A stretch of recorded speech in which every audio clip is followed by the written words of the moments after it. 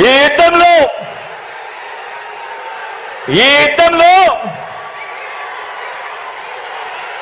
175కు 175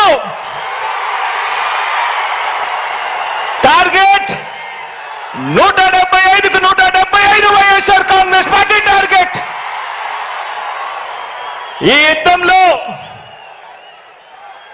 YSR Congress party గెలిపే లక్ష్యంగా దేవుడి దయతో మనం ప్రతి ఇంటికి, మనం ప్రతి ఊరికి, మనం ప్రతి ప్రాంతానికి చేసిన మంచి వల్ల చంద్రబాబుతో సహా అంతా కూడా ఓడాల్సిందే అని చెప్పి కూడా ఈ సందర్భంగా చెప్పడానికి గర్వపడతా ఉన్నా.